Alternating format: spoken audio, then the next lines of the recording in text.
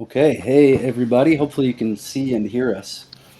Let us know in the chat, in the public chat there, if you can see us and hear us. All right.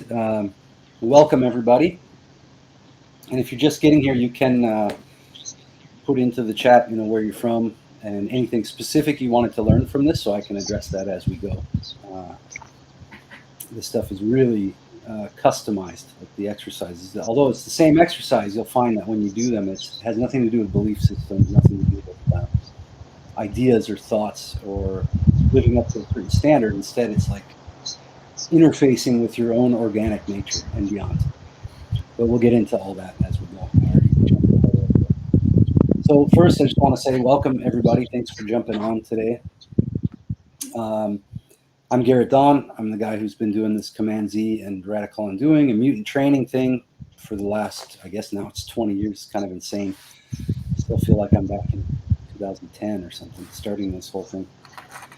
But here we are, 2022, I guess, which is bizarre and amazing. And it looks like a couple folks are still jumping on. Great. So that's me. I've been doing this work for a long time, and amidst other things, and I put it all together in something called Summerland Academy for Mutant Training and Evolution. We even have a land base here in Croatia, so there's a lot of cool stuff that's going to be coming up soon with that. That's for another time. So I have with me a special guest, a longtime client and also friend, Christian Lian. Christian, you want to say a few words about how we got in contact? Anything else you want to share with folks? Yeah, well, first of all, thanks for letting me join, Garrett. Always a pleasure. It sounds like maybe your mic is. It sounds like maybe your mic is a little bit blocked. Like hold it by your. Yeah, let's try. Let's see. You can hear me good now? Yeah, it sounds all right. Yeah. Yeah. Well, as I said, first of all, thanks for letting me join. It's always a pleasure.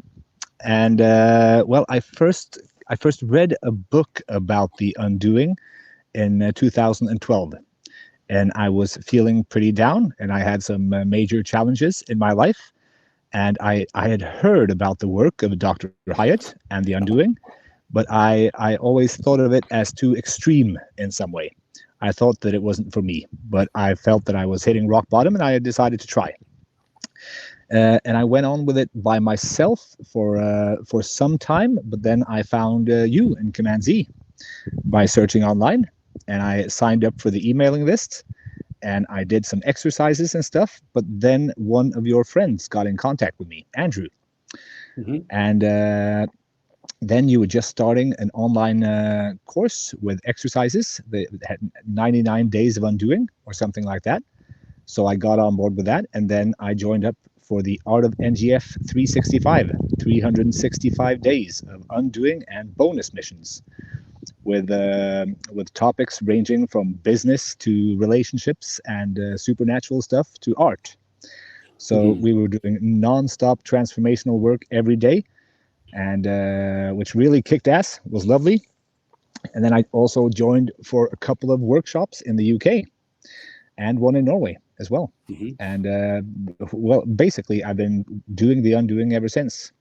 And the face stretches have become like a part of my daily nature, like brushing your teeth in a way. If I haven't done the face stretches, then my face doesn't feel clean in a way, like your teeth if you haven't brushed them. Yeah, it's fascinating how these exercises work, and especially over long stretches of time. Then you start to have a new awareness of what's going on in your body and in your life, interfacing with the world and other people. Yeah. Very cool. And we'll get into a few more details, and we'll have question and answer kind of stuff at the end. So I wanted to let everybody know first, like what we're going to go through. It'll take just a minute to explain that, the overview of all of this, and then I'll say also at the end, we're going to talk a little bit about the upcoming Radical Undoing and Mutant Training live workshop, the one in person in England in September 5th through 11th. So I will urge you, if within the realm of possibility, or even if it seems almost impossible, to jump on that. I don't know if I'm going to keep doing those. It's a lot of effort, and even though it's my favorite thing to do, really. But it's just a massive amount of work for one person to do, and I like to keep this thing small. But yeah, so I'll discuss why, and Christian will talk a little bit about his experience with that at the end, and then also I'll have something a special offer for you guys, especially if you'd like to come to the UK workshop. Then I'm going to add some stuff onto that, and I'll let you know how you can access that at the end of the presentation today, of the webinar. So what we're going to go through is 4 big steps, like simple steps, but 4 sort of milestones or important steps. And as I said in the title, that you can use to undo anxiety, you can overcome anxiety for the rest of your life. Part of that has to do with a new understanding, a new reframing of what exactly anxiety is. Now, I often say that it doesn't exist because it actually doesn't, but we'll still deal with the experiential content of what goes on when you're having the experience that people label or that you've been taught to label as anxiety. So we'll deal with that. 4 major points, which are 100% acceptance. I used to say self-acceptance. Now I just say acceptance because it includes everything without judgment. The second step is come home to the body. Come back home to the body. Keep the mind where the body is at all times, like Vernon Howard said. Always locate the mind where the body is, and you won't get lost. Third step, end the fake suffering. I used to say of the mind, but now I'll just say end the fake suffering, period, because it can also have to do with tangible physical pain, which does not need to be as bad as it seems when the fake suffering of the mind gets involved. And then finally, the 4th big step is to become the clear observer, or as I like to call it, the celebrationist. I don't believe in isms really, but that's why I called it celebrationist. And you'll find that we play around with language to inspire some forms of transcendence. So when I say anxiety doesn't exist, it starts to mess with wiring in your brain, and it triggers people usually to start paying attention to what's going on. How could that be possible? And then the question itself leads you to. So that's kind of my methodology. And if some of you followed me on Facebook, you'll find that if you try to guess at what I'm doing from a single post, or try to evaluate who I am or what the training is from a single post, you'll go insane. You won't really grasp what's going on. But if you put it all together over time, you'll have a direct experience of what I'm hoping for you to grasp and understand. So it'll open loops and create questions that will then lead you to your own discoveries, rather than me just giving pieces of information, which are kind of meaningless or worse. So those 4 big steps, then I broke just a tiny little bit of the undoing and training exercises, where they fit into those major headings. So we'll go through each of those. You might want to take a couple notes, just because we're going to go through these fast. And when you do the exercises on your own, you're going to want to do them over and over and over again for a longer time than we will do them today. For example, the face stretches you normally do for 5 full minutes. We'll do it today just for a minute, and I'll give you the keys to understanding and doing it properly. Then when you try it on your own, you'll want to add more time. So I will give you all the exact details you need to do these exercises. But all of this, just like what Christian said at the beginning, he got started using one of the books, probably Undoing Yourself with Energized Meditation by Dr. Christopher Hyatt. He was my teacher in this work. And I started for the first year using the books as well. And it was crazy when I went and met him in person at the live in-person workshop. I felt like, wow. I mean, it wasn't a waste doing the exercises from the books, but I saw that I had no way of going as deep as you really could when we were in person, and I could get adjusted and corrected by someone who understood the work in great detail. So that's what I offer in the in-person workshops, is you end up taking on so much of this work into your body almost effortlessly in person, from seeing and experiencing and doing the exercises together, than you can just by a presentation like this, or making a list and doing it from a book. It's just the nature of things. But if you do these exercises, even just what you get today, every single day, faithfully, and really try to pay attention to how you're doing them, and stay present, stay aware of your body and of your mind, keep your mind focused on what you're doing, you will get a lot out of them, especially if you do them every day. Doesn't mean do all of these every day, although you could spend 30, 40 minutes and you'd have an amazing time. But over time, when you do these exercises, the last thing I'll say before we jump right in, They have a cumulative effect. Number one, I mean, your body will carry less and less and less tension over time, and your mind will be less and less occupied with future and past ideas and thoughts, and you'll be present and then guided from within, which is the ultimate goal of all this. Anything else to say about the exercise before we dive in, Christian? Well, yeah, I'd like to point out just the major thing about you saying that you have to do them over time, like do them every day for a long stretch. It's like going to the gym. You get better and better, and the results don't come after one day. I mean, you can feel better, etc. But when you do them over time, you'll notice the difference. Yeah, and some of the effects people have experienced are like the people who suffer from so-called panic attacks, which I also say don't exist. It's just a problem with breathing and diaphragm tension. But people doing some of the exercises, some of them we won't get to today because they're a little complicated for introducing online. But the panic breath and the gag reflex and these kinds of things, those will end so-called panic attacks forever for a person. Forever. Your body won't go back to that because it knows a new way of responding to external situations. So that's just one tiny example. And as always, if you guys have questions or comments or anything, just type them into the chat there and I'll address it. Jim also wanted to know specifically, and this is something maybe you could address too, Christian, was he said one thing that he wanted, that was interesting to him about the workshop here was how to know what you are truly interested in.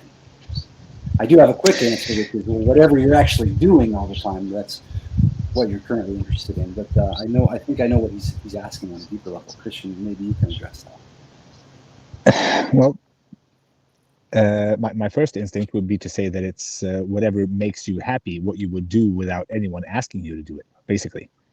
That's what you are truly interested in. But they may not be the only things you should be truly interested in.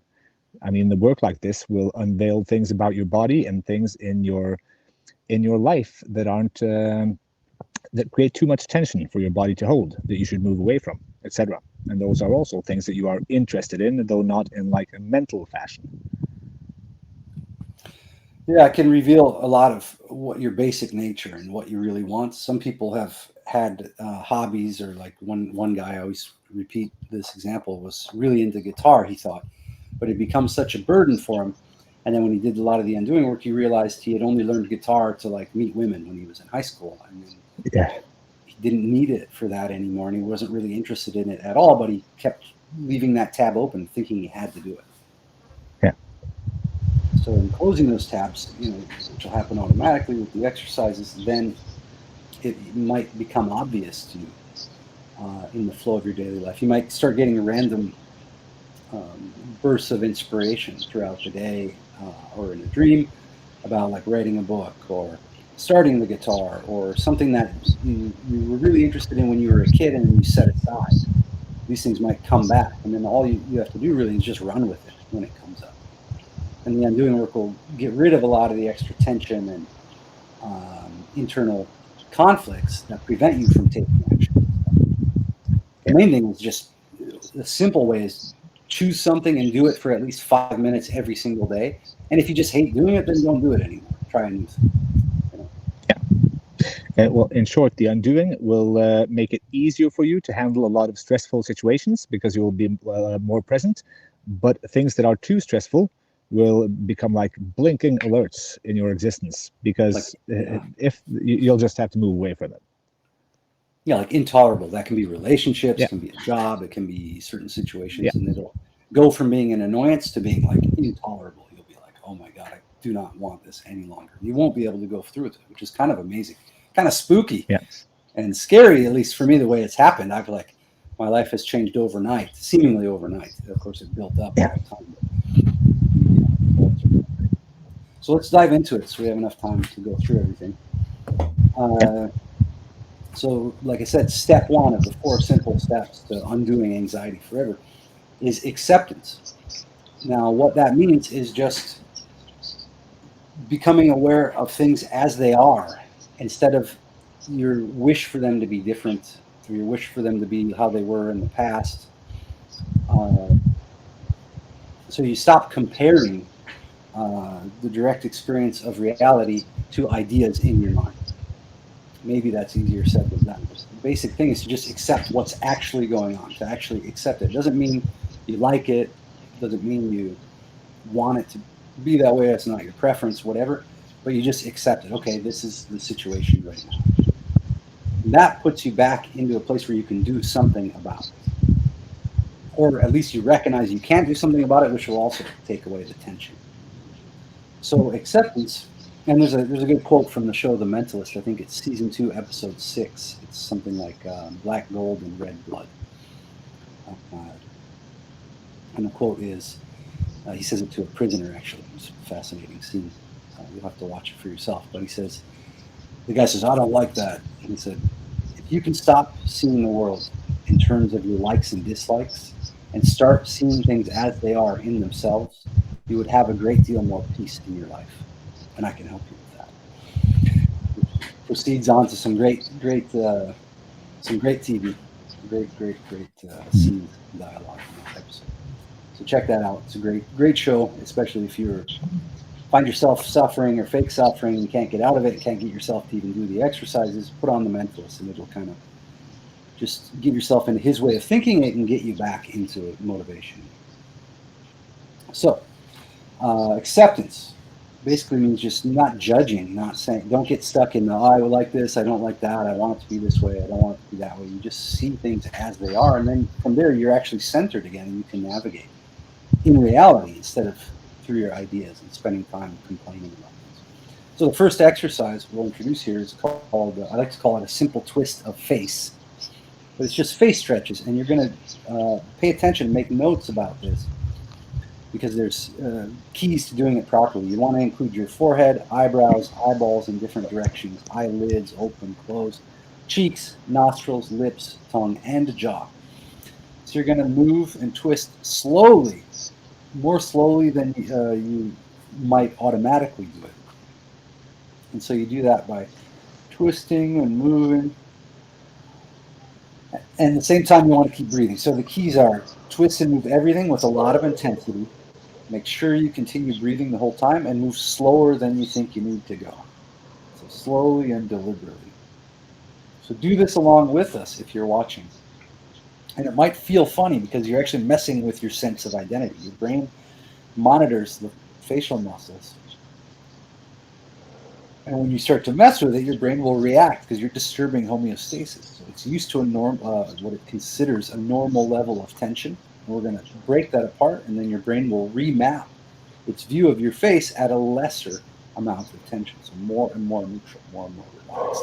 While you do this every day, do it for 5 full minutes in the morning and at night, and during any kind of mood that you might have, whether that's excitement, sadness, anger, whatever.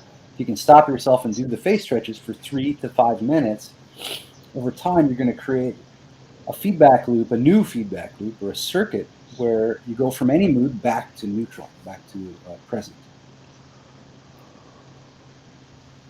And you can't just do this once and then evaluate the exercise based on that. Just like lifting weights, you can do that once and say, well, I didn't get buff after lifting weights one time. You want to do it over and over again. So now I'll demonstrate it just a little bit for about 1 minute.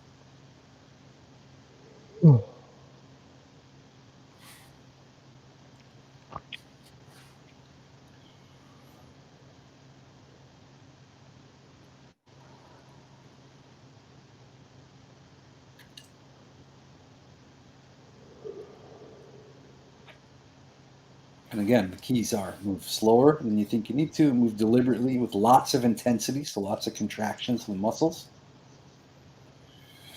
And then keep breathing. Make sure you're breathing into your belly and your chest.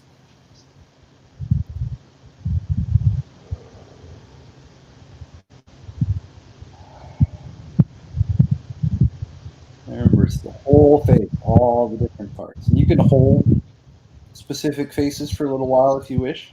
Here, and then breathe. And remember to try different combinations, like pull the lips in.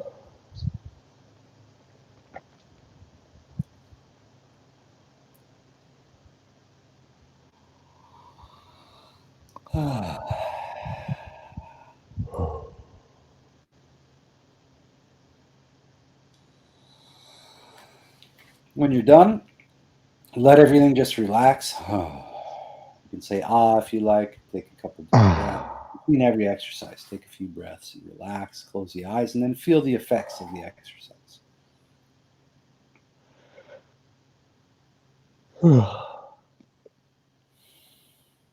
Let the jaw hang loose. Now, it'll feel funny. A lot of people don't like to do that. In society, people's jaws are usually extremely tense all the time. Just let it drop. No one gives a shit.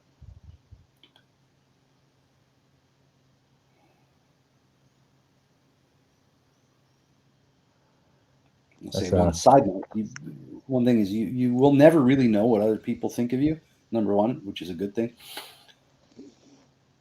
Everybody's full of shit, like everybody.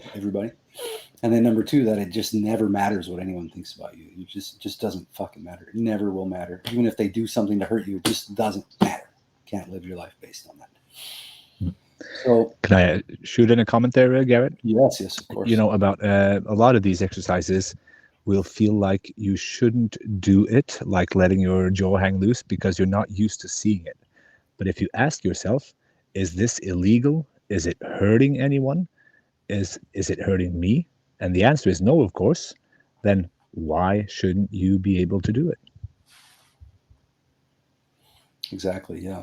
It's totally fascinating. Like the gag reflex, people have been like, I don't want to do that, but you're alone in a room with yourself. It's a natural thing. Yeah. You just try it out. So that's the face stretch, a simple twist of face. The second exercise for this 100% acceptance, you gotta accept reality as it is before you can do anything else. And it will change, it will morph, it will. It's very malleable. Second one is, I like to call it Atlas Shrugged. I'm not a huge Ayn Rand fan, but the title works for this exercise, shrugging the world off your shoulders. So for this exercise, you're going to pull the shoulders up toward your ears. You don't want them rolled forward or rolled back. You want them just straight up. You pull the shoulders up, and then you pull them up as tight as you can without hurting yourself. It's a dynamic exercise, so you continue pulling the shoulders up toward the ears the entire time. So you keep adding pressure and tension up, and it should feel uncomfortable. It could start getting warm, but again, be aware. With all the exercises, you're taking your body and your life into your own hands. So make sure you ask your doctor and the police and the president and the priest and whoever else for permission. But then once you have, you can do whatever you want. So now I say that in jest, but at the same time, you want to make sure, like if you have a shoulder injury, don't push yourself and hurt yourself. Never do these exercises. If you get to the point of pain, there's always a different thing you can do.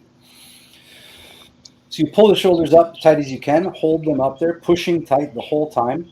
So you continuously add pressure and tension upward. And at the same time, make sure you're breathing in your belly and your chest. And then notice my arms and the rest of my body are relaxed. I'm just using the shoulders, and I'm relaxing into the effort. That's an important point there too.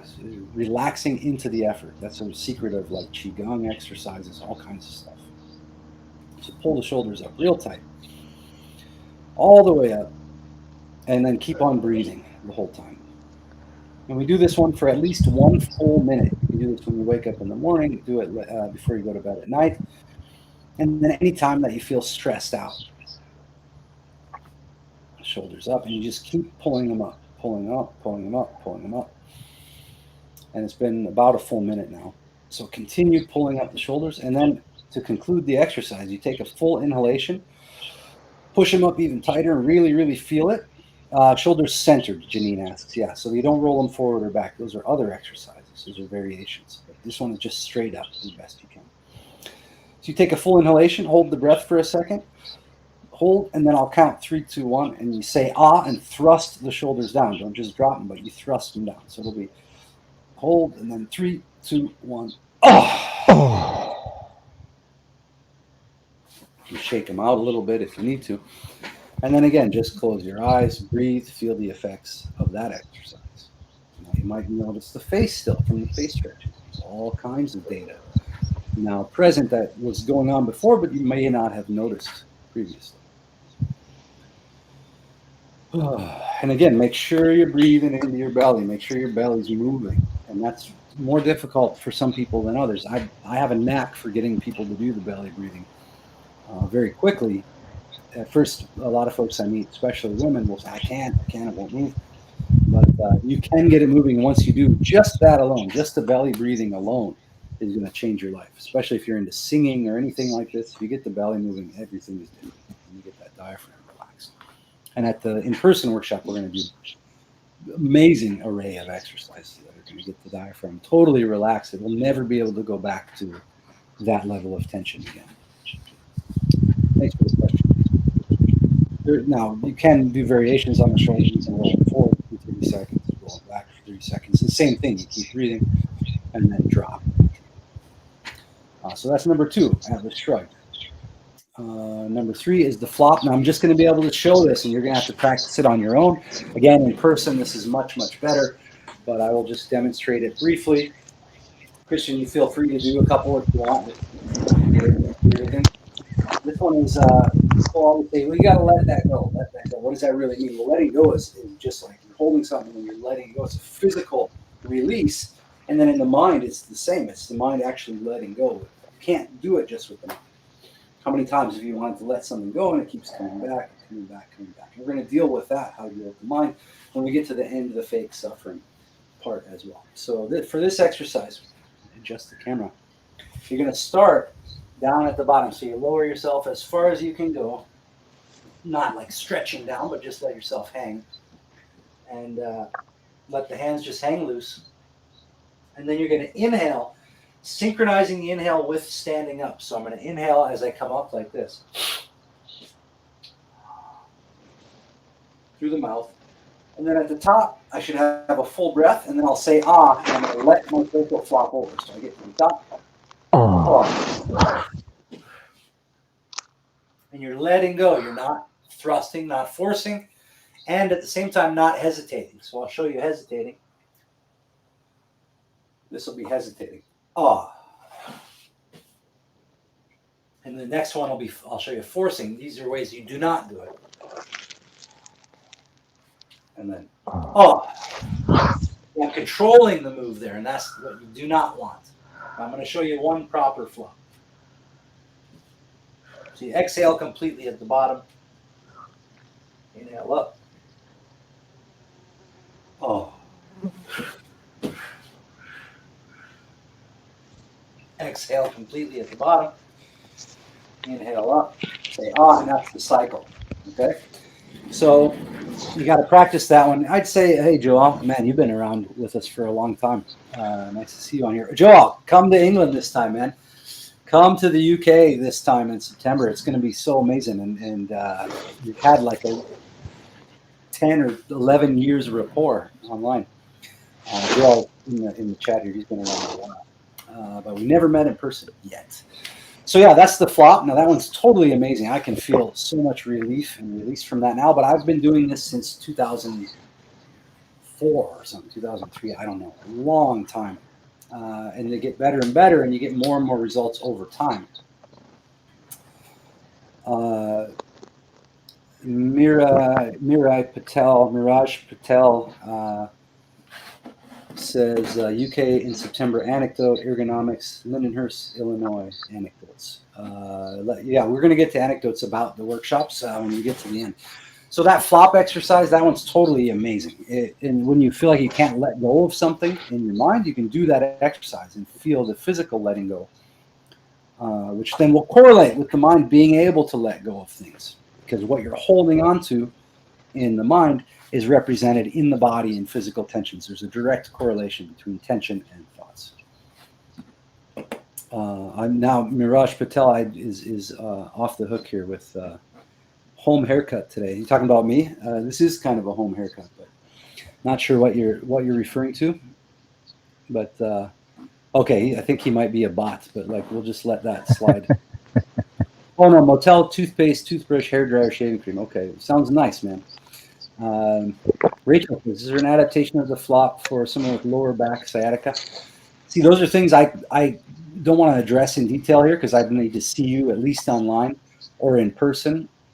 And then in person, there's a million different things we can do. If you can't do the flop with the body or with the back in that way, the torso, what you can do is like you could sit up in a bed So you lay down flat and then you inhale up to sitting and say, ah, and let your body flop back down, which is a really nice exercise. If that's too much, you can actually raise the arms up like this and then say, ah, and let them drop. So you just, raise them up and then, ah. So I'm just letting it drop. So you can get the same kind of sense of free fall and letting go in the arms. You could do it with the legs on the bed. So there's a bunch of different ways you can do it. But I don't want to comment specifically to tell you what to do because I don't know specific. I see the terms lower back sciatica, but I don't want to give any wrong advice without seeing you directly in person. Now, in person, would be able to adjust around it or release that or whatever pretty quickly. So that's the flop, and then to come home to the body. So now we're getting into the come home to the body section. The first exercise here, we'll just call it jump around, like that old song by House of Pain. Anybody remember? You remember that song, Christian? Jump Yes, around, of course. jump around. Yeah, so that one is, how many flop exercises? Thanks for asking, Alpha. I got there. Do 10 of them, 10 or 15, just once a day. In the morning, you can get up, do your face, do your shoulders, and then do 10 or so flops, let's say. We're going to start burning through these a little more quickly so we get through everything. But the next one, you could call it shake it off, or you could call it jump around. But basically, you're just going to jump like this. And you keep breathing. Again, you breathe. So you just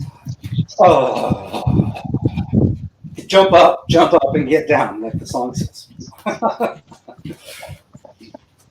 Jump around, jump around. But you want to pull the shoulders, so don't let your elbows hyperextend, but you just kind of like, see, I'm bouncing on different feet and letting everything shake loose. And move your head different directions. And just kind of let everything, so you're not holding your neck stiff, and just bounce and make sure you pull the shoulders up and let them flop down. Again, in person, I can give you so many details about these things. If you just watch my body, you kind of get it. And try and let your pelvis shake, let your pelvis loose, So try to relax the body into the jumping. And you can breathe like this if you like.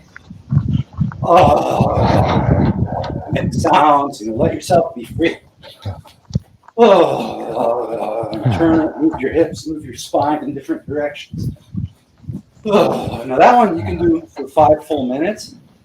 I did it for less than a minute, and I feel amazing. It just feels like wow. So again, the name of the exercise, shake it off or jump around. Jump around indicates what you're doing, but shake it off. If you're feeling overwhelmed by something, you're just sitting there stewing on it or upset, and then you just do this for a while. Imagine in a relationship, for example, if you start the relationship on this body connection or introduce the body to the relationship, say you and a partner, and you can say, okay, every time we get up, one of us gets upset, the other one's going to say, put on a song, jump around, whatever, and then get up and do that before you sit down to talk about things. Using the song name right now makes it funny that the band name is House of Pain. You can't say that whenever you are in a house of pain, then jump around. Yeah, I know. There's clues like that, as we discovered during the daily training. Things are. God has a way of. God has composed this thing in a hilarious way. Yes.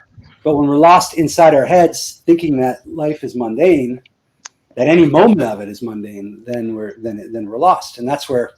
It's another side note where let's say not all, but most of the spirituality and all the different pursuits and development stuff goes wrong. Is it splits reality into this, like, this is mundane, this is sacred, this is special, this is that. And then all the synchronicity talk and the manifestation, it's like no acceptance of where you are and what's going on or the glory of existence itself, no awareness of that. And then from there, wanting something else, wanting to become something else, thinking you're not okay, you're going to become okay. Just layers and layers and layers and layers of that stuff. Coming home to the body lets you appreciate the work of the script writers, basically, in the movie that you're in. Exactly. Yeah, you get some access. Exactly. Good point. So let's jump around. Now, I feel amazing. And again, after each exercise, you want to just take a moment, become aware, breathe, relax. And you just feel the effects of the exercise. And when I say that, it just means be aware. You don't have to analyze or have words for the effects. You just have an awareness of them. That speaks to another deep point, that you are not your thoughts. You are not what you think of yourself is not you. There's too much to get into, but it's really simple when you remember. Your Yeah. direct experience has nothing to do with the words. Words are a layer, layer on top of it. So we live in a world of words. So this work will get you, it'll break you out of the world of words, bring you back. You'll remember what it's like to be present, just like you were when you were a little kid before you climbed up into the world of words, and then you'll know the difference.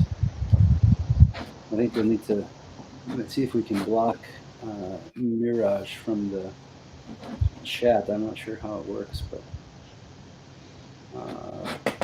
Mirage. He's doing quite good work as a bot, though.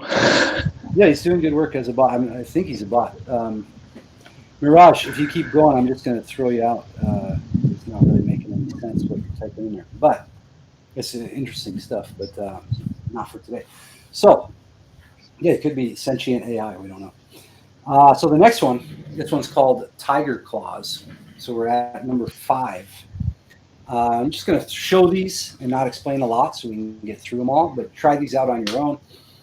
This one is great for getting a lot of movement of force, of life force in your body, so you're feeling stuck, and you're also going to growl with this.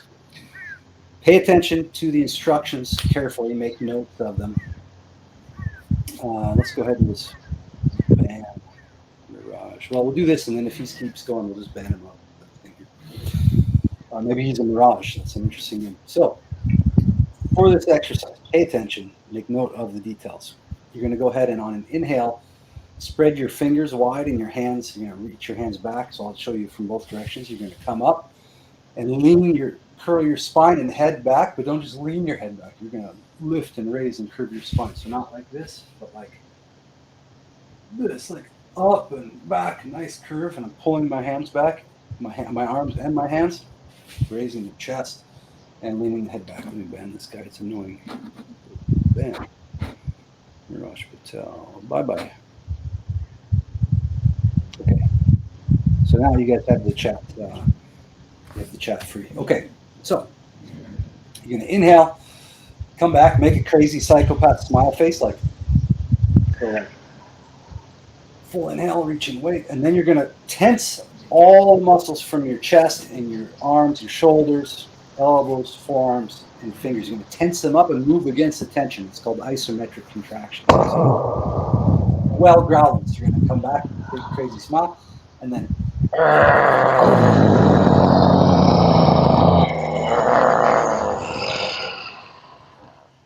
I'm keeping my arms tense the entire time. I'll show it from the side. Big inhale.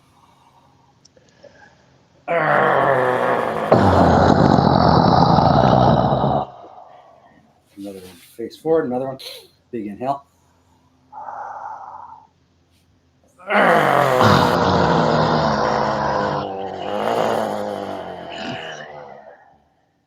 I'll do one more. This one's great.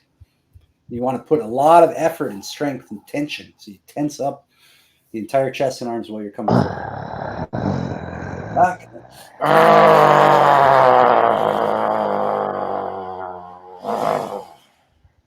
And this one's going to help your wrists, going to loosen up and lubricate the joints in your fingers, in your wrists, in your elbows, in your shoulders, and even some of these chest joints and the spine. Okay, so that's up and back, and then forward while growling, nice and slow. And again, you can shake out, relax a little, and take a breath.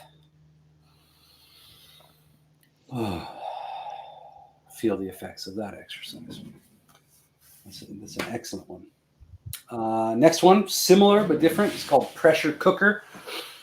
This one, you're going to use all the muscles in your ribs, in your back, in your belly, and lower back. And it'll take time to be able to get the right kind of squeeze, but just do your best. And every repetition, you'll get more and more awareness and more facility in using and tensing these muscles. So the idea is I'm going to take a full inhalation. Then I'm going to tense all the muscles in my core, front and back and sides. And you can make fists if you like, squeeze your butt if you want.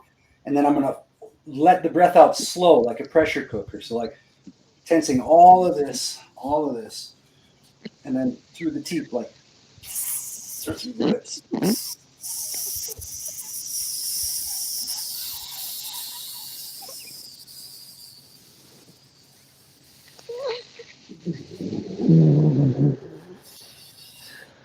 Take another breath, relax for a second, then squeeze again.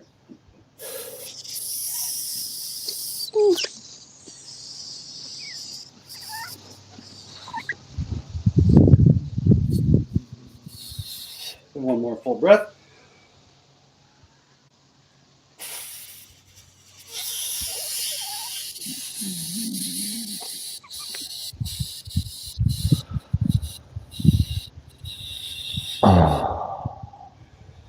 And then breathe and relax. So I don't know how that works for you, Christian. I know we've been through a lot of these in great depth over time, but for me, on the second or third breath, then I'm able to start squeezing the back muscles. Whereas on the first one, sometimes I can't even notice. I'm just feeling the belly muscles. Yeah, this one is it feels like it helps core strength training as well, you know, because it's sort of the same thing.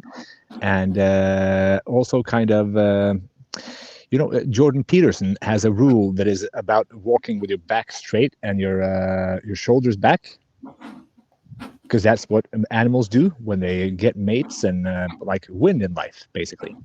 And this one feels a bit like that, basically, strengthening yourself. That's what it feels like to me. Yeah, it definitely strengthens, but then it also, I feel more relaxation in the breath. Now I can feel the breath in my back. And I have more of an awareness of everything going on in the core. So again, these is come home to the body step that we're on. So jumping around brings you back to awareness of the body. The tiger claws brings you back to awareness of what's going on in the core of your body. Pressure cooker, same thing. And you can do those, 3 of those, you could do 7 of those. Just don't make sure you stay aware so that you're not going to pass out. And you can do it sitting down, but it's easier standing. Yeah. You can do as many as you like, but just don't hyperventilate and pass out. Say like 3, 4, 5 breaths of that are enough if you're going to do this in a sequence. And I do recommend try out all 11 of these in a sequence. And then the final thing I'll share at the end, the fake meditation, do that afterward, and you're going to just have an amazing awareness of what presence really is. It's something that many people talk about, but few people seem to actually grasp. It's so extremely simple. The next one for come home to the body is punching the bed. So sometimes you might get upset. Again, you want to accept what you're experiencing, but not judge it, not think of it as bad. But this one you can do. I used to do this a lot more when I had like anger in my life. I don't do that much, but it's still a great exercise. So I'm going to do it. I can do it while seated. You can also get on the knees next to the bed. Better view. This one you're going to raise the arms up with an inhale, like this, and then and punch them down. I have a nice thick foam mattress. You want to make sure you're not going to hurt yourself. But you raise the arms up, punch down. Then again, inhale.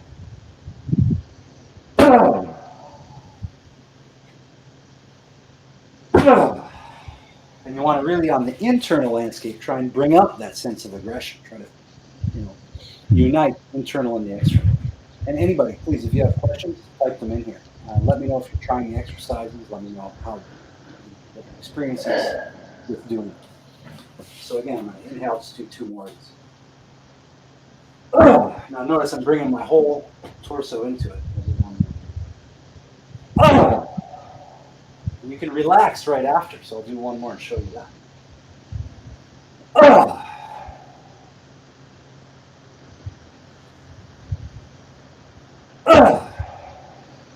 So just let go completely right after. Okay? And when you're finished, again, take a few breaths. Now, if you're in a situation, your partner or something, and then you get mad, I recommend not like running the other, or just start punching the couch next to them, because that's going to be some kind of bizarre aggression. Do these when you're not upset. And what Yeah. they're going to do is create a path back from this so-called upset state back to awareness, back to presence, which solves everything. So you want to do these when you don't need them. Do them at all times. Do them when you're in any mood, like I said, or do them every day. And then your brain's going to know, it's going to have routes, new routes from a charged state back to a relaxed state. That's the core of all this. You're creating new routes from a charged, tense state back to a relaxed state. So you're going to go through this cycle like my teacher Hyatt identified: tension, charge, discharge, and relaxation. So we've already done that cycle many times today on the call. Just to say a thing about that, Garrett, that cycle exists in your life, and for the people, I mean, it will never go away, but the undoing is a way to release that safely so it doesn't fuck up the situations that you're in. Yeah, exactly. It's happening in different areas of your life, and usually it's an incomplete cycle. Yeah. Okay, cool. Oh, and Rachel said, I love this one. Rachel, which one? I don't remember which one now. I cleared out the chat from the bot guy. So let's delete these messages. And there we go. So, the jumping. Yeah, that it's great.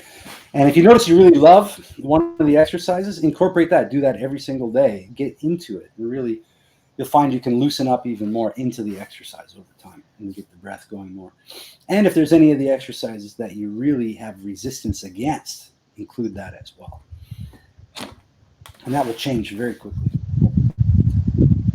So yeah, that's come home to the body. Now all those are going to make you aware and present and come back. Your mind and body will be in the same place. Okay? Number three, point number three, or step number three, end of the fake suffering. I'm going to say a little bit more what I mean by that, but basically just the fake suffering is when you're stuck in your mind. All the suffering that goes on in the mind, it's fake. It doesn't exist, and it's endless. There's no end to it. It can never be resolved. So we want to end that by coming back to the present, and essentially you're not going to engage with the mental level. There's no need to have conversations with your thoughts. Try to work things out on that level. It can't be worked out. Instead, you are here, present, accepting things as they are, and then taking actions and seeing what happens. So your life becomes more experimental rather than just mental. Joel says, my challenge is always being consistent daily. Well, that makes sense too. That's why I did those daily trainings for all that time. The basic thing is once you get enough of this experience under your belt, the motivation will be automatic because you won't be able to tolerate the same levels of tension anymore. And then your body will remind you, hey, it'll flash on your mind, oh, there's face stretches, there's shoulders, and you're walking around during your day. Then that's an instruction from your body. Do that exercise. So this is creating an alphabet or a language with which your body will tell you, your mind and body will work together and say, show you the face stretches. Well, that's not just coming into your mind for no reason. That's there so you remember to do it. And then you take that. And I remember your way of building consistency, Garrett. That's something that stayed with me, and I use it in all sorts of things. That's to start with as small an amount that you are sure that whatever happens that day, you can do it.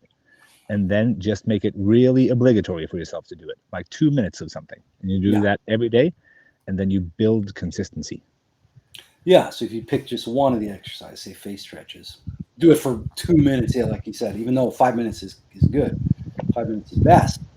But do something where you know for sure you'll do it, where your mind can't make an excuse. And then you can add more onto that. Now, once you have that every single day, then add the shoulders. My challenge is like trying to do 200 things at once, and then I don't do any of them. I get overwhelmed and too many tabs open. So just doing a little bit of a couple things every day, you get a lot more done and have a lot more relaxing time. So to end the fake suffering, one of the key exercises here is yelling into the pillow. I don't do this one as much anymore, and now I don't feel that much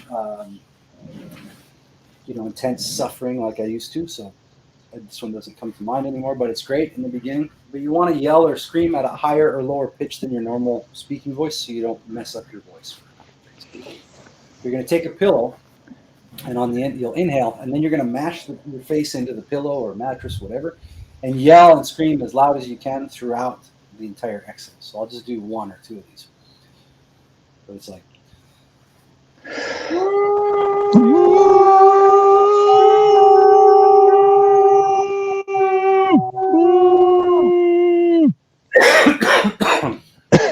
I'll do one more. Let's try this one at home too. Take a breath between, relax. Be aware of what you're doing when you're doing it. It's another key to all of these.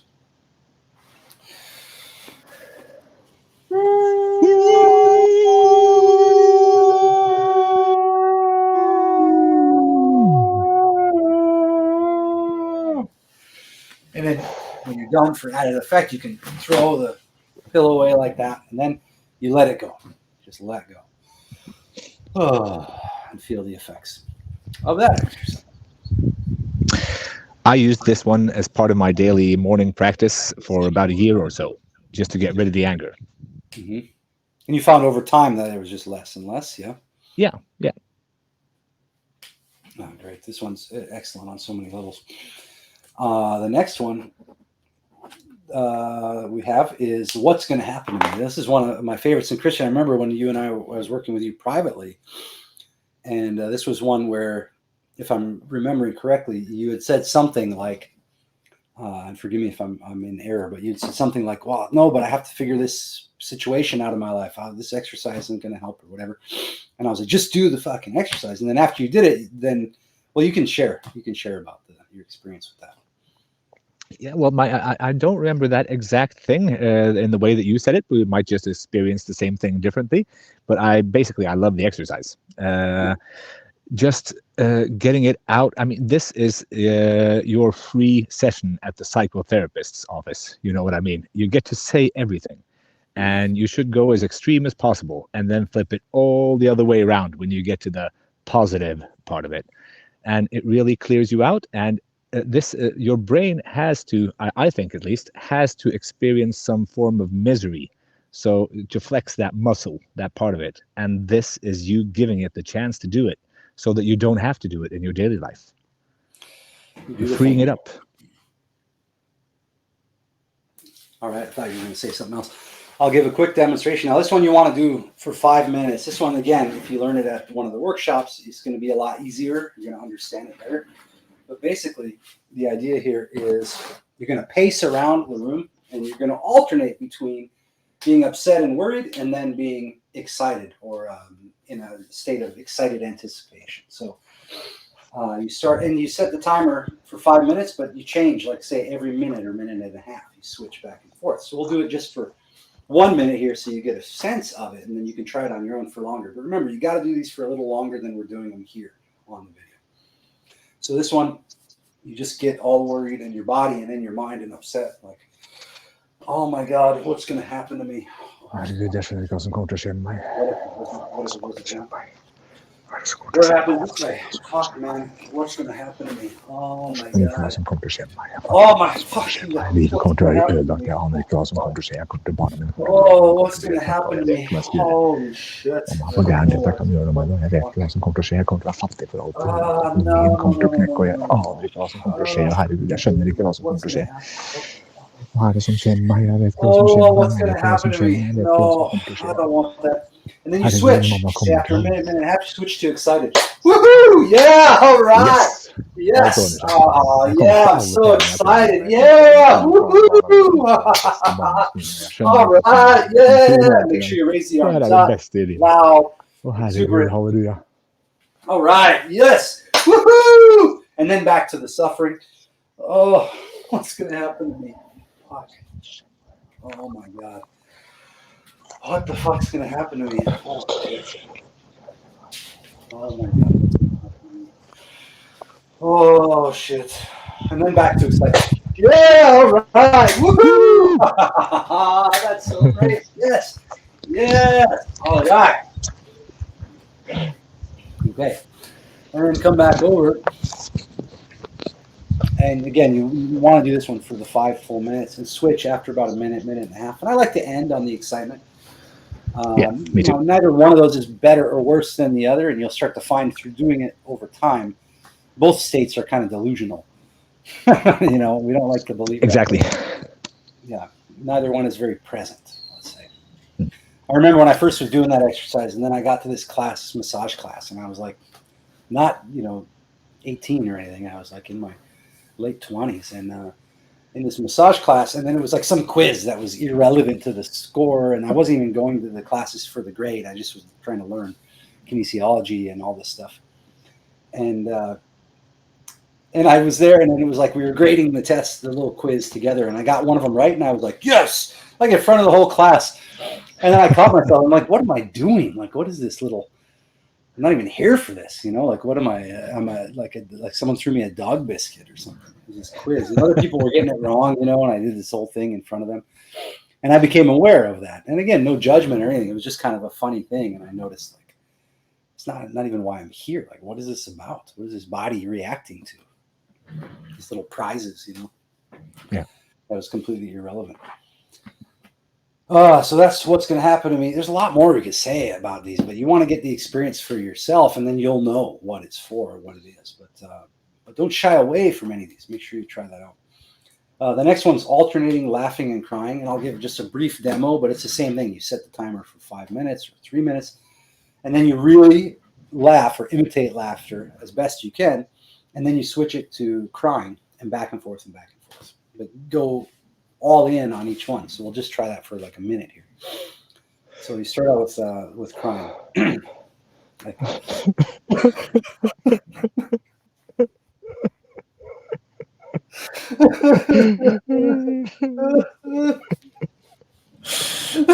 do the whole body thing.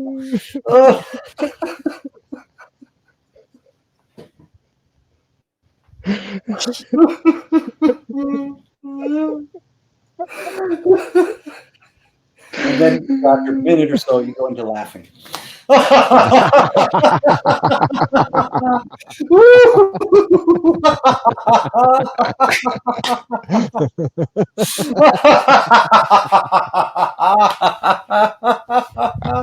if you find yourself holding back, it's okay. Just keep going, and push into it. And then back to crying. And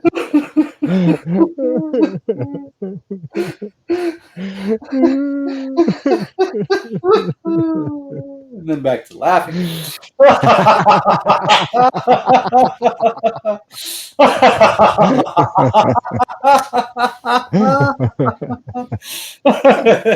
And then breathe and relax. Now, after a while, you might find that these become more and more real, more and more intense in the experience. And you can just drop them. They're gone. When they're done, they're done. And it's frying some circuits in there. I can feel it in my brain. It really fries some circuits. So breathe, close your eyes, feel the effects of the exercise.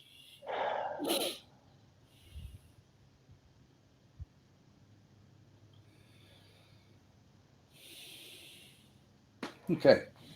You can imagine 5 minutes. That was just 1 minute. Now, again, I'm used to going all in on these, but you might feel timid at first or shy or like you're holding back, but just notice what's going on. Notice that you're holding back. Don't judge yourself and try and push a little bit more every time. But don't, oh no, I'm doing it wrong. No. Just you're getting yourself to do it. That's great already. And at first, I think the first year I was doing it, I was probably not really able to let loose like that. And I was aware of it, but I didn't know how to change it. It changed on its own over time with awareness. All these important is deeper. Go ahead, Christian. Yeah, when you're saying that, I feel it's good to mention that you're not working for a result. You are performing an exercise. You're always getting better. But if you don't perceive a result right after the exercise, then no worries. You're not chasing a result. Yeah, the results are cumulative. They come over time, and there's a lot of things you wouldn't even notice. One example that always comes to mind is this guy I knew. I was training him for a bunch of different reasons with undoing, and it took his family and other people noticing that he had changed. He didn't even notice. It was that he always had fights with his girlfriend's dad. Every time they went to that his father-in-law's house, he had a bad time. He would be upset, then the wife would be upset, and they'd have a bad time for like a week afterward. And then after a while of the undoing, he went and he just had a great time and ended up connecting with the father-in-law, really deeply, having a beautiful time. And then they got home, and the wife was like, "What the hell changed? What?" And he didn't even know that something had changed. He wasn't aware. It was just normal to him to operate on this new level. So he wasn't carrying the past with him any longer, but he didn't even notice that something was different, because you're clearing the lenses of the perceiver itself through which you perceive yourself in life. So you may not notice some of the effects, but other people will bring them to your attention over time. It's kind of a trippy thing to hold in your mind, but you don't have to. You just do these, and then over time, your results will. So we just crested over the hour. This always happens. I like to try and pack the entire fucking corpus of 20 years of work in 1 hour. I'm loving it, though. Got to say that. So I know, me too. It just feels great, and especially meet up with you, Christian, and do these together. It's likewise, really a treat. And it's always different how I have my idea of things versus what actually happens, which is also a joy. So the final, so that was number 9, what's going to happen. Number 10, alternating laughing and crying. We need a cool name for that. But so the 4th step, I said, become a celebrationist, or find the clear observer. And those two are the same thing, meaning no matter what's going on, and all kinds of crazy shit will happen in your life. You're going to experience other people dying. You're going to experience, letdowns. You're going to experience excitements. You're going to experience all full range, hopefully, of the human experience. But there's a clear observer who's watching it like a movie at all times, and you can start to wrest your identity away from the changing tides of emotions and thoughts, and let that identity, which is not you, and let that identity be on something that's more continuous, more permanent, which is consciousness itself, or this observer, or the celebrationist. The one who watches from the inside, observes everything that's going on from the inside, and finds it yet another thing to celebrate. Oh, look at this funeral. Look at these clothes. Look at this casket. Look at this sunset. Look at this horrifying TV show. Look at this car crash. Look at this apple. Look at this river. Beholds everything from the perspective of an observer, like watching a movie. It might sound harsh, it might sound weird, but you're going to see and experience crazy things. That's what happens in life. But you don't have to be bowled over by it. You don't have to be affected by it. You live from within. You become, you re-identify yourself as the clear observer from within. And you're just watching without judging, not deciding what anything means or that it's good or bad, but just observing and then finding something within it to celebrate. Now, this part of you is already active. It already exists. It's just covered over with thoughts and ideas. And for that, the one exercise I left for that is the laughing breath. Now, little anecdote from my life was, I remember I was driving somewhere in Northern California looking for a fucking campground. And I can remember how I felt at the time. I was like, God, we were driving for hours, and in the map it said like the campground's right there. And this is before like good navigation on it. I don't think it had a cell phone or anything. And we're just driving and driving and driving and get to this place that looked like a camp, but it was like a nightmarish hellscape of like violent sounding graffiti, kind of gang type. I can't remember what it said, but it made it seem like, don't stay here, motherfucker, And you pull in and there's no other cars, and I'm like, okay, we're not going to camp here. Like, this is fucking sketchy to get out of the car. And then driving. There's nowhere to stop. And I got so mad. It's inconceivable now that I could get that upset driving, but back then I did. And I remember the laughing breath, and then I was doing it, but I was like, like some mutant fucking monster. But over time, it had the effect of looping back, so that creating a new circuit where I just couldn't get that upset about things anymore.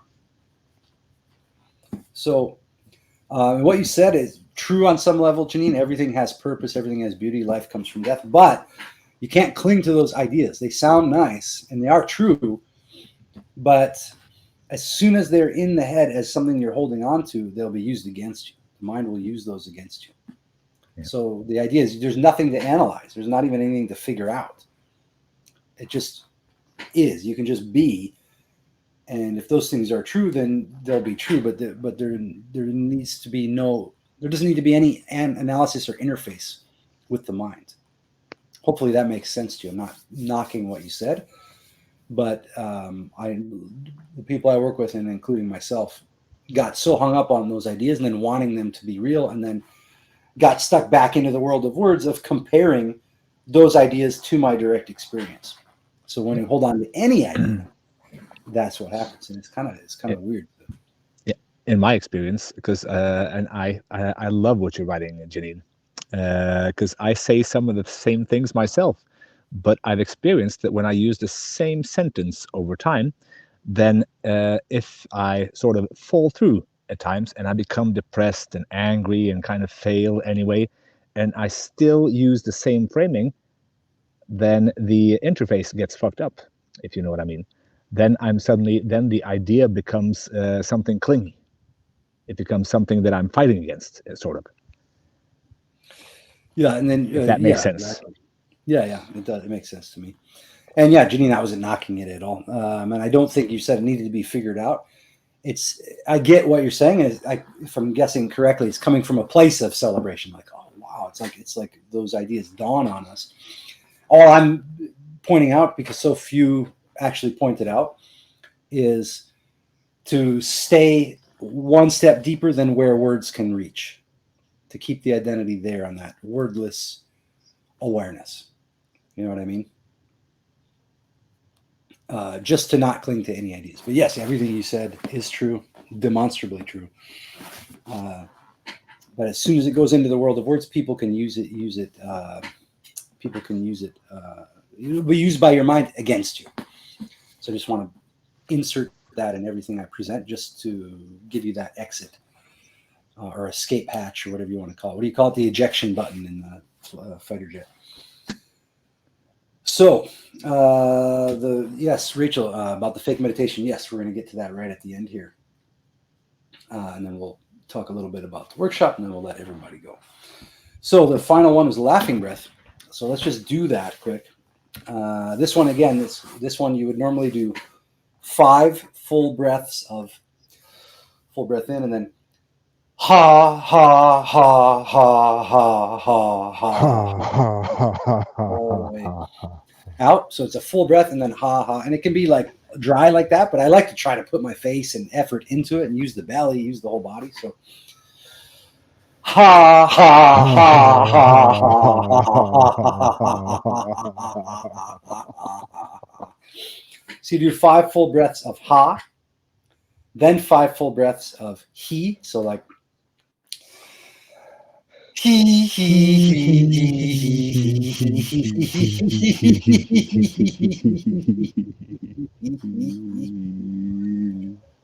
full breath in, another one. He.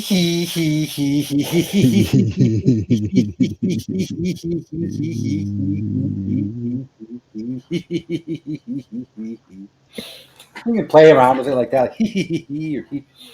And then 5 full breaths of just letting loose with the laughter, like and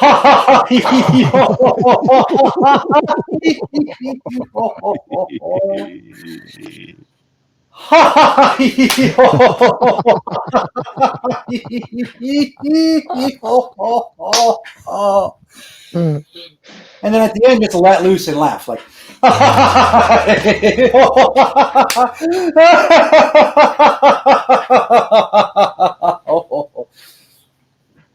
And so I'll just to recap: 5 full breaths of ha, 5 full breaths of he, and 5 full breaths of ha, and clapping and all this.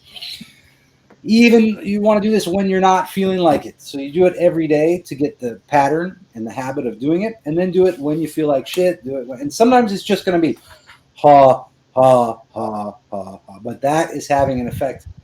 There's a deeper level to all this. Is that in order to do any of these exercises, you have to first become aware, and then you're aware that you have a body, and then you're doing something, as opposed to just getting lost in the mind. Go ahead. I'm just going to mention that my battery is dying slowly. It's down to 11% and sinking. Okay, so that was exercise number 11, laughing breath. So we gave you all 11 that I promised. The extra one, the fake meditation, I'm just going to explain what it is really, really briefly. I'm going to give you a direct experience of it, so everybody follow along, and then we'll go into the discussion about the workshop. So, fake meditation. I created this because people are super confused about what meditation is, what it isn't. I don't give a shit about all the other types of meditation. This is the fake meditation, so there's no way to do it wrong unless you just don't do it at all. So what I want you to do is close your eyes. Relax into the chair. You want to do it sitting up because otherwise you'll fall asleep. Become aware of the inside of your hands. Become aware that you have hands. Become aware of your feet. Now become aware of your hands and feet at the same time. Arms and legs at the same time. Whole body all at once. Now become aware of your head. Feel the face, feel the muscles around the eyes. Just let everything relax. Just let it, no effort, but let it just relax. Let the cheeks drop, let the mouth, let the jaw loose. Tongue relax in the mouth. Mouth hanging open. And just feel that awareness moving through the whole body, through the top of the head, the eyes, the face, the jaw, the neck, shoulders, all the way through the arms to the tips of the fingers. And through the chest and belly and hips and pelvis, relaxing everything effortlessly along the way. It just happens. You just let it occur with awareness. All the way through the legs, the knees, the calves, all the way through the tips of the toes. So from the top of the head, through the face, all the way through the arms and legs and the whole body. And become aware of the breathing. Let everything relax. Hands relaxed. Face relaxed. And then just observe. Notice the space in the center of your forehead. Notice the sounds around you. And the sounds cannot distract or disturb you. They can make you more aware. They are happening here and now in the present. So aware of the breath and the sounds and the whole body. And then just observe the thoughts or the feelings. But just observe them like you're watching a movie. Don't try to have a conversation with the thoughts. Don't engage them. Don't hold on to them. Don't try to do anything with them. Don't separate them into good or bad. Just observe. And if you get lost in thoughts or feelings, just notice that you got lost. And that's also glorious because now you're more aware. So again, you'll notice the sounds. Maybe you get lost in the images, but then come back and just observe and let everything go. So I'm going to be quiet just for a minute or two, and you can try it for yourself. No judgment, no timer, no time limit. Just awareness. The sounds, the breath. Let everything drop. If it gets tense, if you get lost, then just come back and be aware again.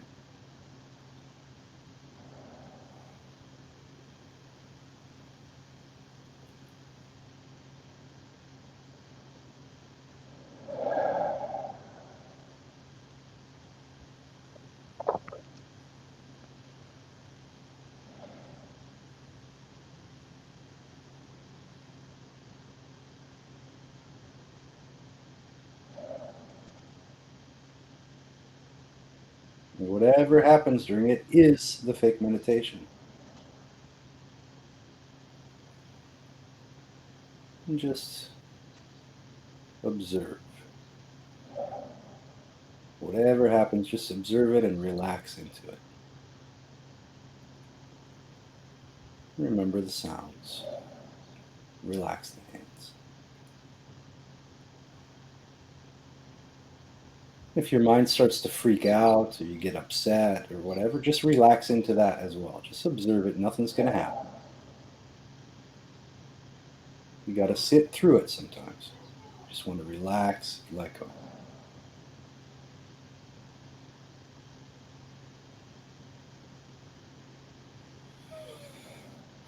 And take a deep breath, and now you can slowly just open your eyes, come on back.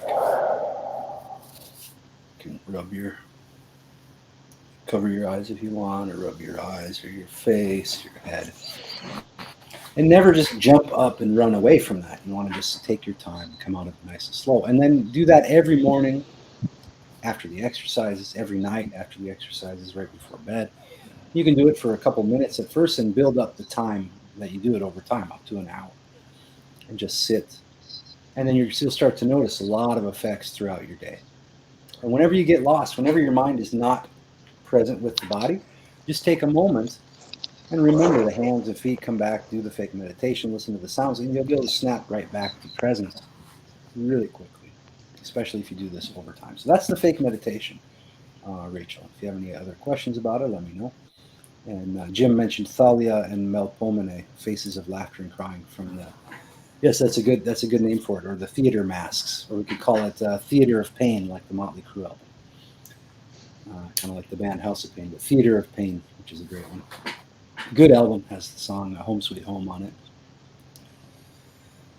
Okay, so that's it. There's shitloads more movements. As Christian, as you know, we did like 600 days or more in a row of this kind of training. We got into all kinds of stuff, handstands, bridges.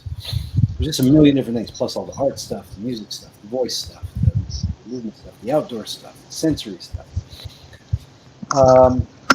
We're not going to talk about that, but during the workshop, you can get so much information. Why should someone come to, like, just go ahead and freestyle, like, whatever. And people, if you have questions about it, I'll let everybody know.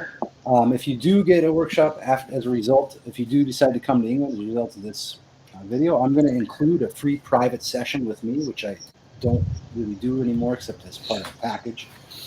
Plus, I'm going to send you 2 free workshops as well. 2 workshops I made a few years ago that I find pretty amazing, and they go over some of the other exercises, and they go over some of these concepts in detail. And people have found great results from watching and rewatching these over time. So that's all I'll say. All right. I'm going to try to be quick in case my phone dies. Well, many of you have probably gone to other workshops about self-help and spiritualism, similar things. The thing about the undoing is that it works in your everyday life, in the existence that you are living in. It's not something that you visit and come back from, and then it doesn't work anymore. So these workshops, they are like a miniature version of your everyday life. I mean, because we did actual work, and everyone contributes to the workshop. We do art, we do various things, live in beautiful areas, etc., but also talk and interact with other people while doing the undoing work. And that sets you off in a good way for doing it in your everyday life. I mean, the workshop is an amazing experience in and of itself, but it continues when you get home. So you receive, not like some priest standing there giving you a sermon and you go home and it doesn't work anymore, but you receive actual things that you can use the very day you get home that will continue to help your life. So your entire life becomes a workshop, sort of. That's what's so good about it. And talk about some of your favorite experiences from when we went, when we were all there together for the full week. I mean, the food with Barney was one of my favorite parts. Yeah, I mean, the England workshops, as you said, the food was great. And this one is at Ragman's Lane as well, right? Yes. Yes, which is a beautiful farm situated in like classic West English landscapes with soft nature all around it, a river to swim in, lovely clean water. And I mean, I saw foxes, there were mushrooms around, lots of cool people. We just had a beautiful stay, all in all. And I mean, it is the most ideal location for a workshop like that, basically, with a hot tub as well. So you get all the spa-like chill-out things combined with a like natural farm vacation stay, and also the undoing work. And the wild river nearby. Yeah. One of my favorite experiences was the creating art out of nature thing. Because I like working with creativity in general. And we took a square foot or square meter of the area around. And with what we could find there, we created art. And I took photos of it all. And I remember Will built that bridge that could stand up of itself from rocks, which was Yeah, the quite an archway. impressive Yeah, engineering feat. Yeah. yeah, So, no, the entire experience was like a beautiful friendship creating thing, but that also gave tangible stuff that I can use in my everyday life, both private and work life, basically.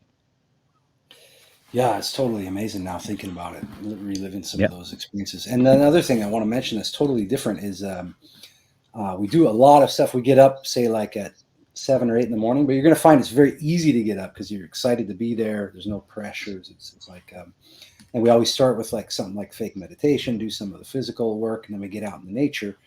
Uh, so many awesome things I could say, but basically, this is not a seminar, or conference room, or even a hotel or spa kind of thing. This is like we've rented a giant villa uh, that's converted for this purpose, and we have it all to ourselves all day and all night. And we end up watching films. I usually stay up later than everybody and get up before everybody, and we just keep going and going and going. It's full immersion from the second you arrive till the second you leave, and then the effects of it are going to keep going for the rest of your life. There's It's no like a way you cabin can. trip with it's like a cabin trip with practical life-changing experiences included. Right. But no like belief systems, no like lecturing and seminars or any of this kind of stuff. It's like all in the flow of experiment and experience. And it correlates directly with what's going on in your own life because I bring this insane repertoire with me, but we do things according to who's actually there and what's actually going on. So we'll go in, break into a storytelling experience, and we'll break into a theater or improv kind of experience, but based on what's actually going on for the people there. And people have experienced that they're able to do all this stuff without the inner critic getting in the way. So dancing and movement and stuff. That took me forever to get into dancing without having this inner critic go. But at this context of the workshop, people were able to overcome that in an instant. And then that translates to all these other areas in your life, like music or singing or whatever. So you get pushed way outside your comfort zone and find that it's much more comfortable outside of it than it is in that restricted coffin. Joel asked what kind of films. Well, I don't want to give that away because if you watch them out of context, you might not even notice that they're about transcendence. But yeah, so I don't want to say because they're really curated throughout the last 20, 30 years of my life. And they have to be delivered in context for them to really hit home. One example I gave earlier was that specific mentalist episode. But I set it up in a certain way and I create experiences leading up to it that then makes it come to life. Another one might be episode 1 of Ozark, season 1, episode 1 of Ozark. But again, if you're watching it without knowing how to watch in this transcendence manner, you might not get all the juice that there is to get from it. So I'm not going to give away any more of the secret films, but I got a good solid list. And then I choose ones based on the flow of the day. But yeah, it goes and goes and goes. And Joel, the best way to find out is to show up. That's all I can say. It's like my favorite experience of my life, I think, has been putting on these workshops. I don't necessarily like all the stuff it takes to try to put it on. It's like, and in the past I had other people helping me, but I do really love putting them on. It's my favorite experience in my entire life. I'd say one of the best. So I really encourage you to go. There's no one else I've ever seen that puts on workshops like these. Yes, there are other cool techniques. Yes, there are other amazing retreats. Yes, there are amazing workshops, but nothing I've ever seen is like this. Never seen anything else like it.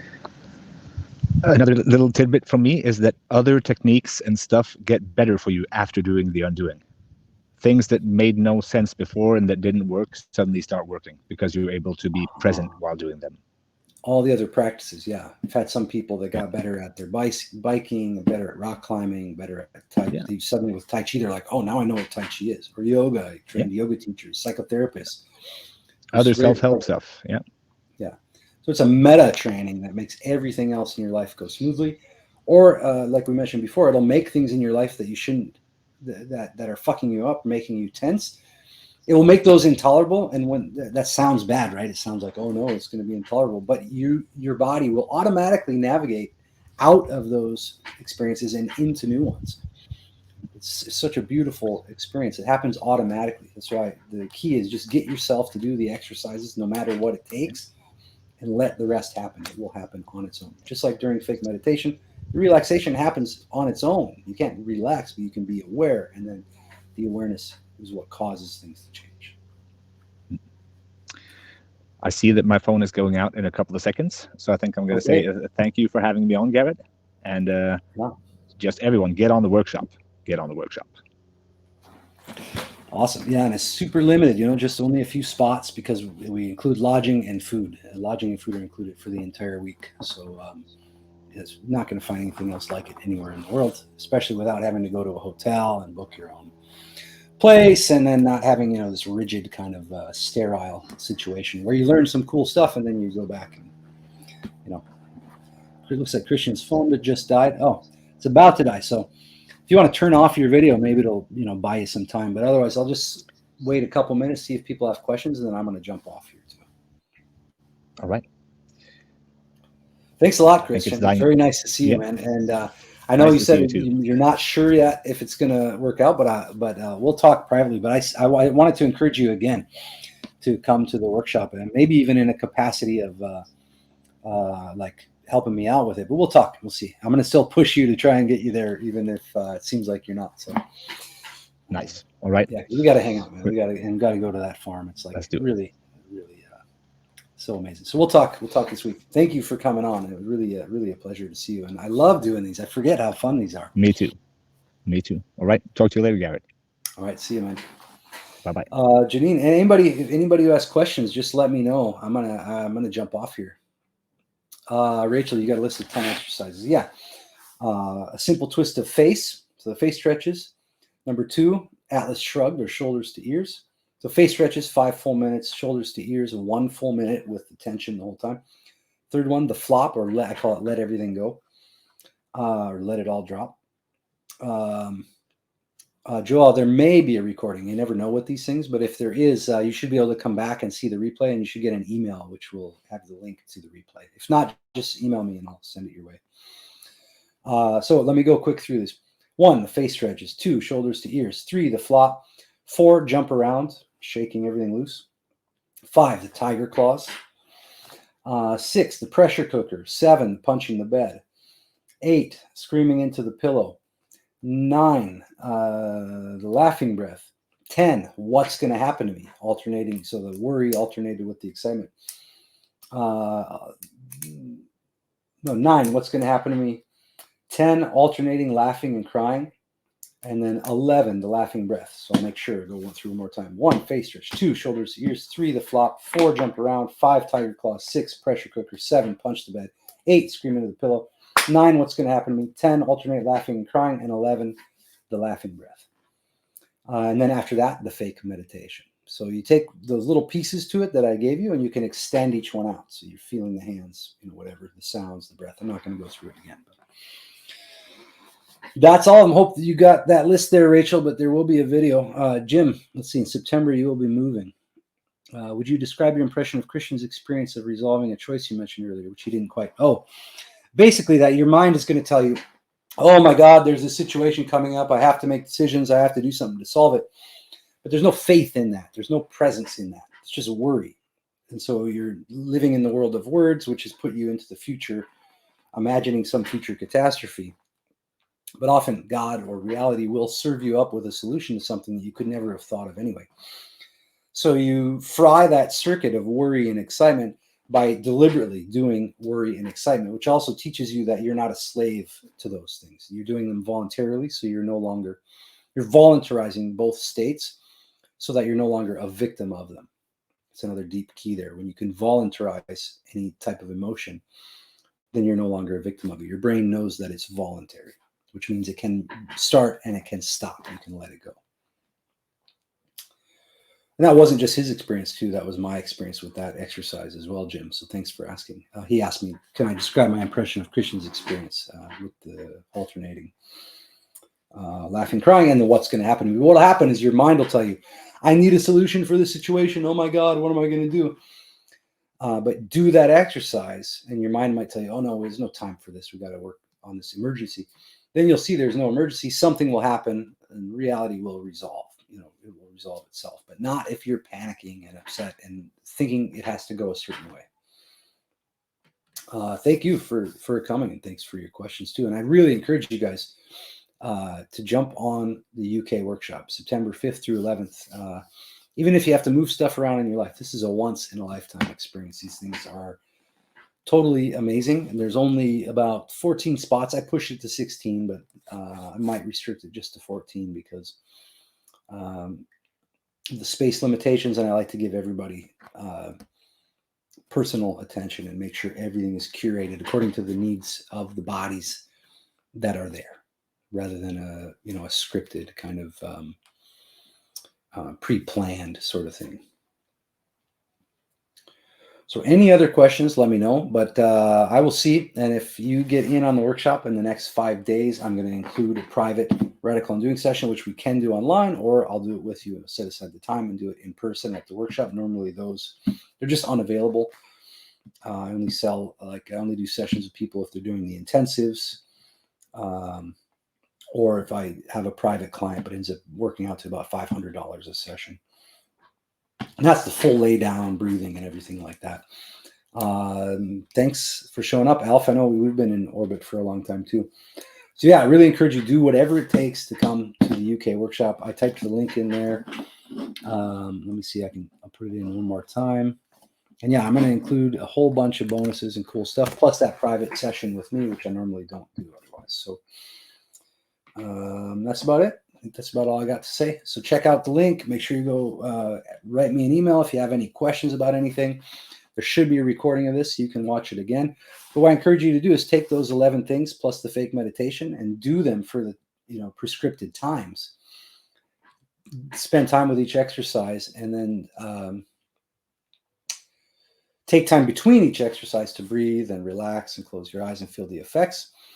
And then once it's done, then sit and do the fake meditation for as long or as short of a duration as you like. But remember, don't just jump up and go back into your life. Make sure you sit there and relax, and then come out of it nice and slow.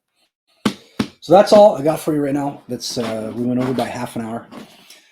Thank you as well, Rachel. Nice to see everybody. And I really hope that I meet you guys in person. I swear to you, no matter what excuses your mind makes for not coming, think about it. Imagine yourself at the workshop, and afterward, there's never going to be a time where you're like, oh man, I wish I hadn't have gone to that. Okay. So think of all the reasons why rather than the reasons why not. And get yourself there. I know it's a big effort. I know it's crazy. I know when I first went and met Dr. Hyatt and started learning this stuff, I spent the last of my fucking money. I didn't even have money for the flight. I told this story before on the podcast, but I had to go clean these barns to save up money for the flight. And then I didn't have money for even lunch there, and I went for it anyway. Now I'm hoping you guys aren't in that same situation, but it was worth it to me. That changed my life by making a move like that. I can't tell you what to do, but I will encourage you, if you can make it there, it's going to be an experience of a lifetime. Nothing else like it in the world that I've ever found. All right. I'm going to go. If you got any other questions for me, send me an email. If you get signed up for the workshop, let me know. You'll get an email from me. I'll send you some extra workshops, and we'll schedule your private session. And then I'll make sure that I can help you out with travel and getting to the location and everything else. So just let me know, and then we'll get into all the details later on. Hope to see you guys at the workshop. And thanks for showing up today. Make sure you use these exercises every day. Enjoy. And let me know how it goes. Send me an email. Let me know how it went for you. Cheers.